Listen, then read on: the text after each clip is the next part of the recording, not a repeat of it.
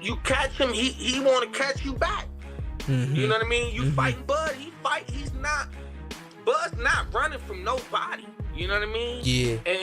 And that's where I felt that I had the upper hand in our competition. I think Crawford is way better than Floyd Mayweather.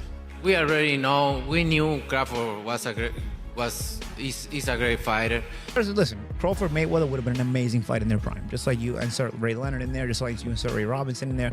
What a round robin that would have been. Canelo Alvarez has broken his silence on Terence Crawford accepting Floyd Mayweather's fight offer. And his words shocked the boxing world. Instead of dismissing Crawford, Canelo actually warned that Crawford would finish Mayweather in a fight. He called Crawford the better fighter now, praising his timing, skill, and achievements across multiple weight classes. Canelo didn't hold back, calling Crawford amazing and insisting that fans and experts finally give him the credit he deserves. Coming from Canelo, one of boxing's all-time greats, that level of respect says everything. I think Crawford is way better than Floyd Mayweather. We already know, we knew Crawford is a great fighter, and I did what I supposed to do, right? I tried for every way, and I trained really hard, and he deserved all the credit.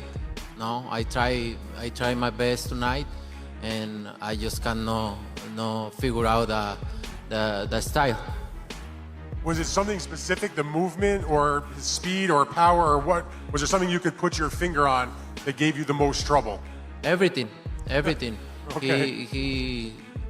He have everything. You know what? Sometimes you try and your body cannot go, right? That's my frustration. Maybe I can figure out Crawford, but my body cannot go anymore. So I try it, but my body just not let me go. And you need to accept it. That's it. He's a great fighter. He's a good fighter. He know how to move and everything. Trainer Greg Hackett jumped in with his perspective, highlighting the contrast between Canelo's two career-defining losses, one to Floyd Mayweather and the other to Terence Crawford. Hackett reminded everyone that when Canelo faced Floyd, he was just 23 years old, talented, but not fully developed. By the time Crawford fought him, Canelo was already the face of boxing, a polished champion at his peak. In Hackett's eyes, that's what makes Crawford's win even more impressive. Beating a young Canelo is one thing. Beating a prime, legendary Canelo, that's history. Heard that what I think is, when Floyd beat me, I was 23, I wasn't polished. When Bud beat me, I was the man. I was the man. And he beat me fair and square. He beat me at my game and he beat me at his game. That's why Canelo said it. Do I believe that? It's tough to believe. We're not going to ever see Bud versus Floyd. And it's crazy. It's crazy because I would love to see that fight, but I know we're not going to see it.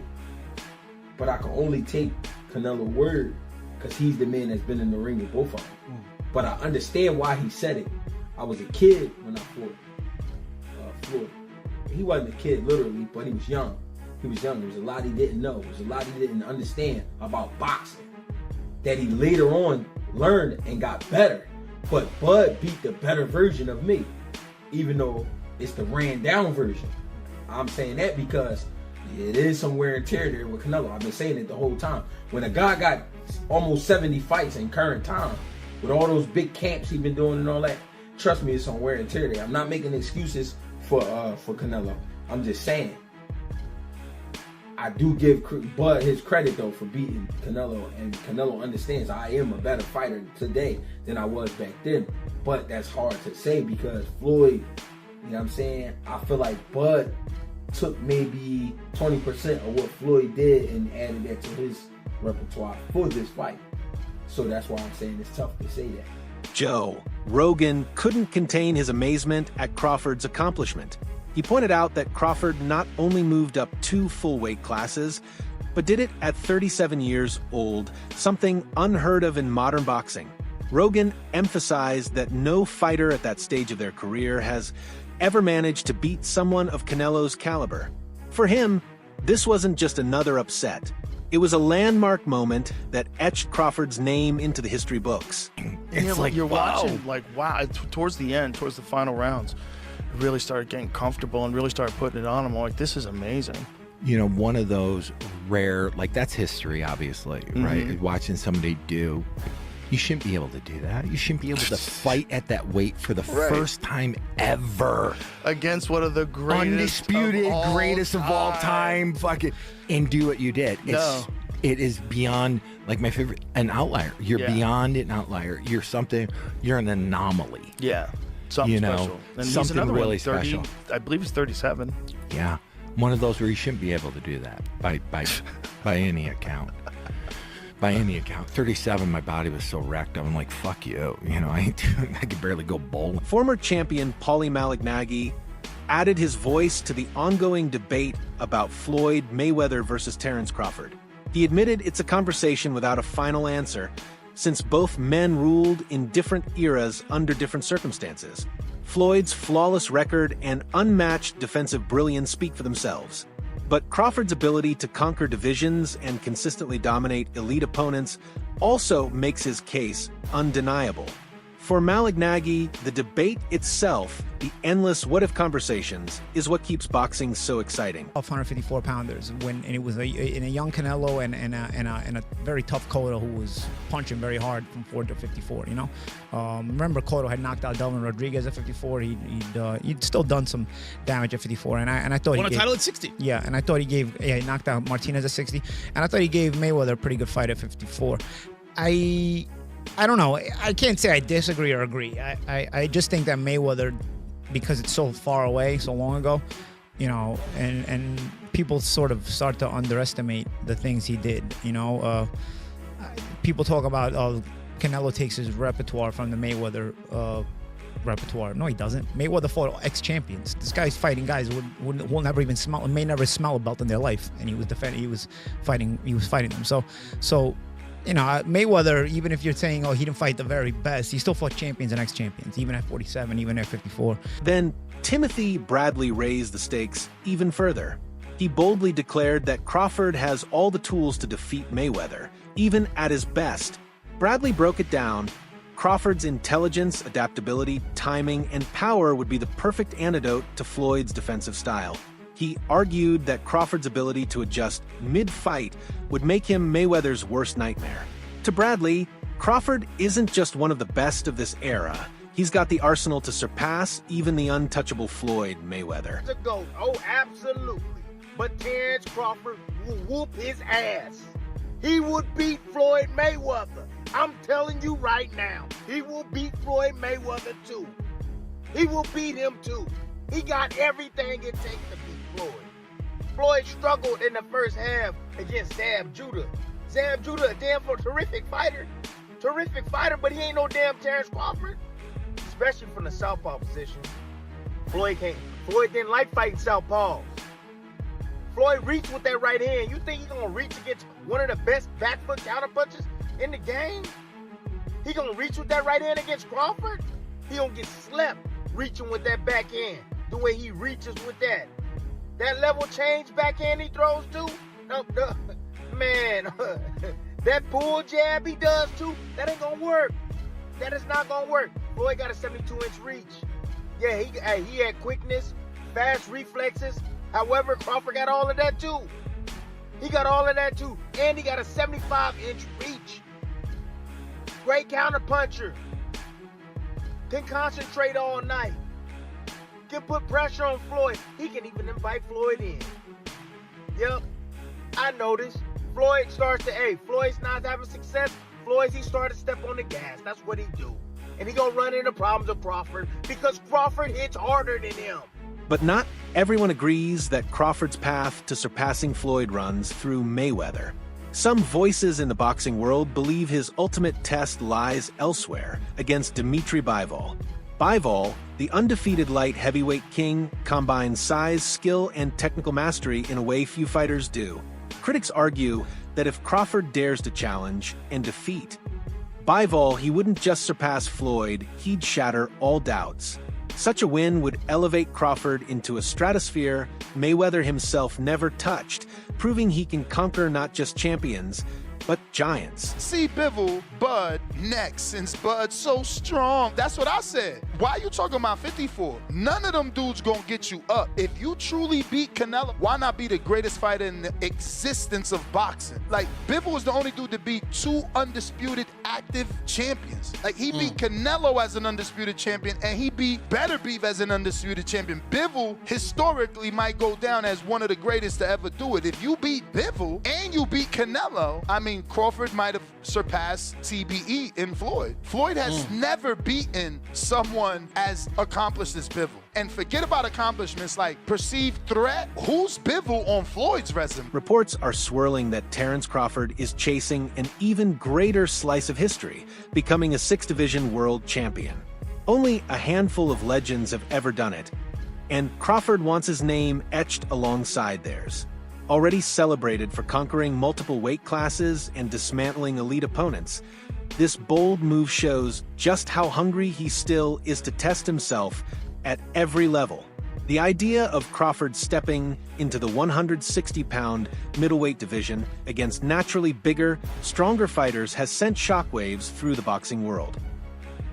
And Terence Crawford and his team stated that if he does stay in the sport of boxing and he does move down, he's not going to drop down below 160. And so it's being reported that Terence Crawford wants to become a 6th Division champion. And a guy that he had his sights set on is now calling him out aggressively and daring him to come down and fight him.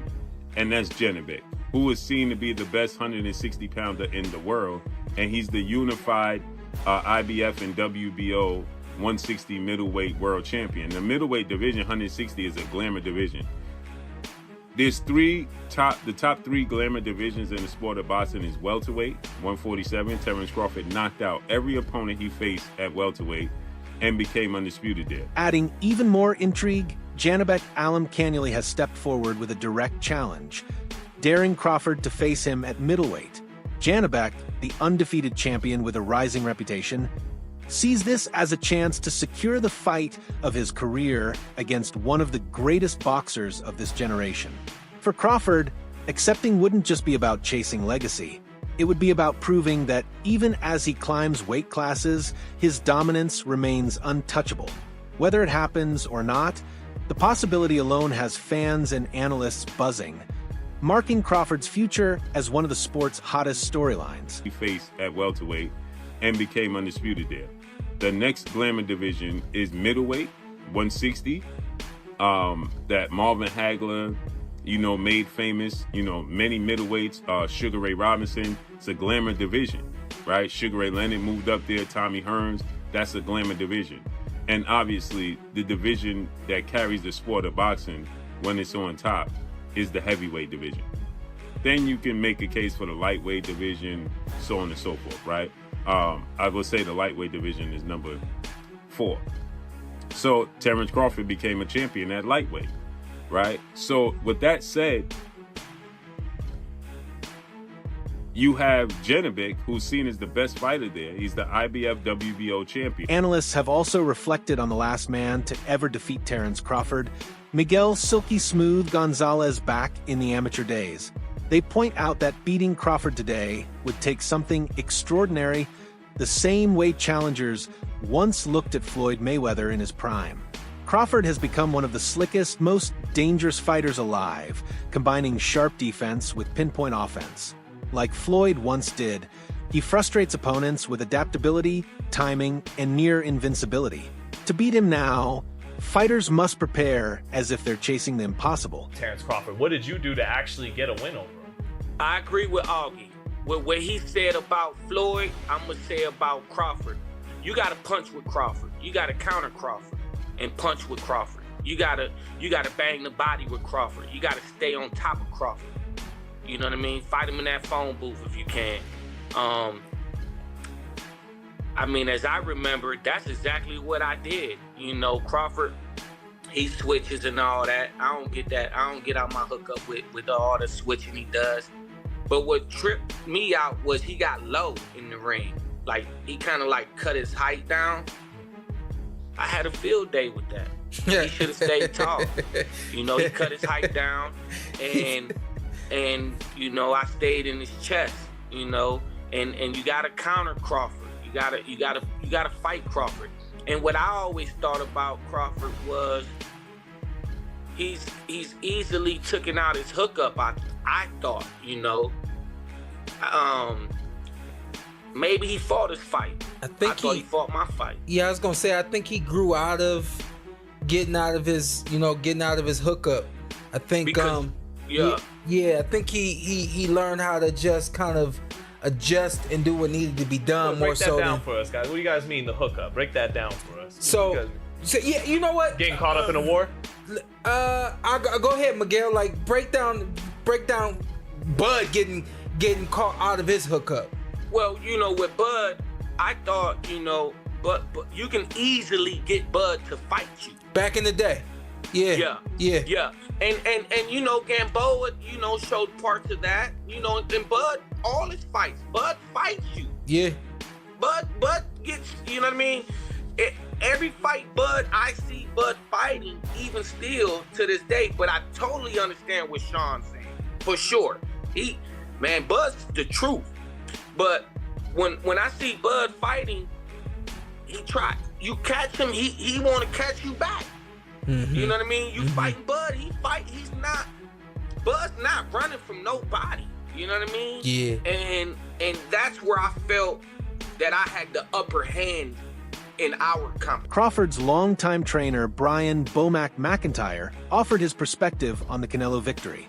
To him, it was simple, the fight was easy. Bomac explained that Team Crawford prepared for every possible scenario and executed flawlessly. He also addressed the criticism that Crawford ducks certain opponents.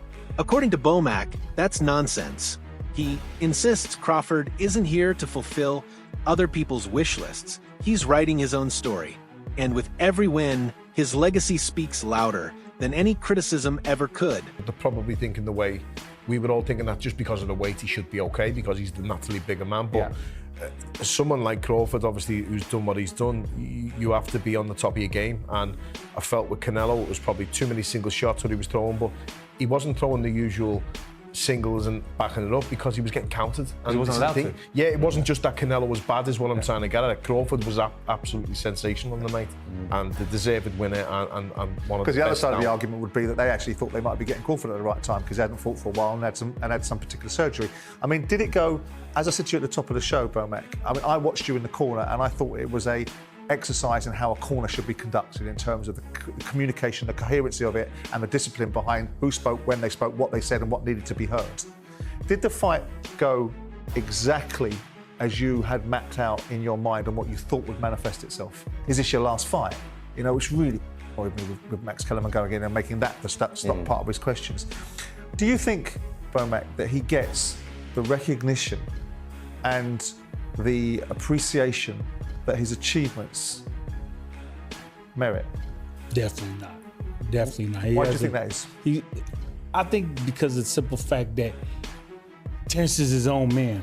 You know, he knows the path that he wants to go. And some of the boxing critics or some of the boxing people around boxing figure he should go this route or he should go that route. When he didn't go that route and he went this route, he's ducking the other middleweights. I mean, the other welterweight, so he's ducking the 140-pounder. No, he's not ducking them. He's just not available. Well, he should have went this way. I didn't want to go that way. I wanted to go this way because that's the way I... And that wraps up today's breakdown. Stay tuned, because this story is only getting bigger.